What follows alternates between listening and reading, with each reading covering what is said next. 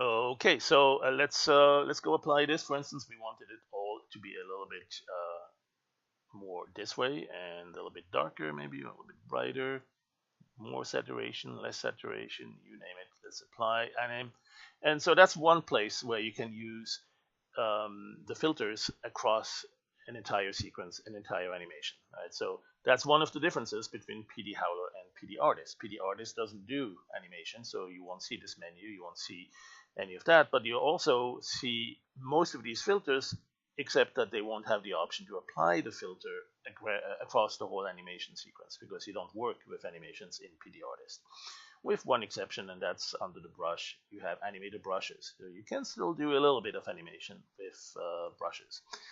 Anyways, going back to this, let's store this one as well. Let's go store this one to disk. And so let's do just one more thing a little bit different. This time I'm gonna go.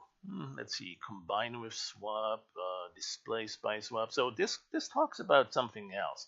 Let's go into that swap image again. It was all dark. This time what I'd like to do is actually pull an image into it that is going to animate alongside in parallel to this one. In fact, I'd like to use this one, right? And so, or maybe an upside down version of it. So let's first load this one in, restore it, and then flip it upside down vertically and apply that across the whole animation, and then store this one. Right, so let's go and, excuse me, that's the animation menu. There it is, store to disk. And so now we have one animation here. Let's go minimize this sidebar. We have one animation here, and we have another animation here. I'm going to load the original back in, and I'm going to use this one as a way to communicate and interact with this one. There's a couple of ways to interact. You can combine one with the other. Let's say mix with swap. Well, we need to make first sure that this is in the swap image. Right now we have just a plain black image there, so I'm going to go, well, in fact, we can use that just to see what happens if I combine with swap. Like, for instance, mix with swap. I can see that I can fade or mix between the main image that I'm currently looking at and the image that's in the swap buffer. Right? So you can go anywhere in between the two. It's sort of a blending mechanism. And what I'd like to do, though, is actually have these images the ones in the swap image. Right now there's only a black image. How do I do that? Well, since we stored it, we are now given this privilege to say use as animated swap image. So now, if I check this, as you scrub through that, or as you scrub through the animation in the front, it's pulling the corresponding image from this sequence.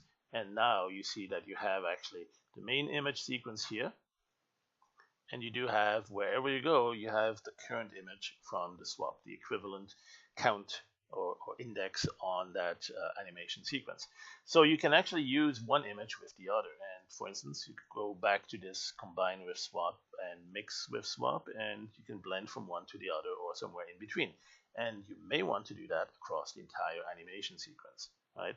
So when you do that, you get this sort of thing, right? You're blending both. You're applying the filter across the two images, the main and the swap image, but across the whole image sequence. Both the main image and the swap image are evolving across time, across the whole animation. All right, let's go store this one back in. No, not this one. Let's store this one.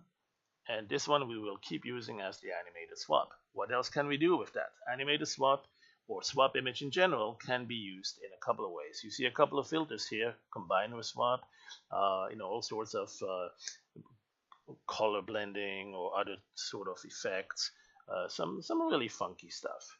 This is the XOR mode. So have fun and explore that. One I really like to also show is the displacement. So I'm going to go with the combine composite displace by swap. Right? There's a couple of different algorithms for displacing. And what the displacement does is it takes the image from the swap and uses it to modify the image from the main image and in a sort of a displaced way. This is something that's great if you want to create turbulent effects. Let's say hot air rising at the horizon when you're looking over a desert landscape, or bubbles, water displacement, all sorts of marble textures can be created with that. And once again, you could apply it on just the one current frame or the entire image sequence. Right? So you have an animated swap combining over an animation in the front. And so that's basically the starting point where you might say, yeah, I really need PD Howler, right? What is the difference between PD Artist and PD Howler? Well, that's some of it, right? There's a lot of things you cannot do with PD Artist because you don't have this animation timeline.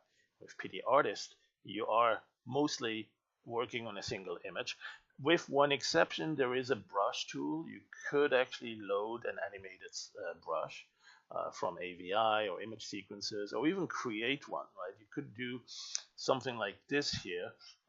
You could go and select the region and then pick that up as an animated brush. Well, you can't really in PD Artist because you don't have an animation to begin with. But if you have it already in a sequence, let's say you go to, I don't know, DAZ Studio or Poser or some animation 3D animation tool, and you create an image sequence that you render out, maybe a walk sequence or a fight scene or something like that. You may have, let's say, 50 or 200 frames of this character that's punching and fighting and against blue screen or with alpha channel or whatnot, and then load that into the brush. Right? I'm not going to go there. I want to show what we cannot do with PD Artist. I'm going to go and show a few other things. So we have seen some filters that we apply either over an entire image or over something a little bit constrained. So there's also this constraint with the alpha channel. If you create some sort of a selection, like a selection mask, you could also apply the filter over just that, or you could invert it and apply it over the outside of the selection, right? So you could go to the invert selection and then apply the filter. Let's take a filter that's blurring it, right? For instance, the Gaussian blur, and you can see it's blurring the sky all around it, but it's protecting it from acting on this oval region that I selected, and then invert it and protect it. And so I'm essentially controlling the level of blurring, but it's not going to change over time. If I apply it across the animation, this is not changing the level of blur. It's applying the same level of blur across all of the frames of the animation. So I'm going to go and store this selection because I might want to get back to it. And then I'm going to clear the selection. And so now you see that we have some areas that are blurry outside and crisp on the inside of what used to be that selection. All right, so what do we do if you want to actually change the level of the blurring, the amount over time, right? Maybe no blurring at first and then a lot of blurring towards the end. But again, just on the outside or maybe over the entire image. Well, let's keep it simple. Let's not do the mask yet. So let's go and load this image and perhaps increase the contrast a little bit. Let's get the dynamic range to spread out from brightest to darkest. And let's say we want to apply some amount of blurring that changes across the animation. So now we're talking about a filter that's not going to be static with its parameters. The filter is going to change over time. It's going to have to change so that we can, for instance, change the amount of blurriness. All right, so let's go and see how that works.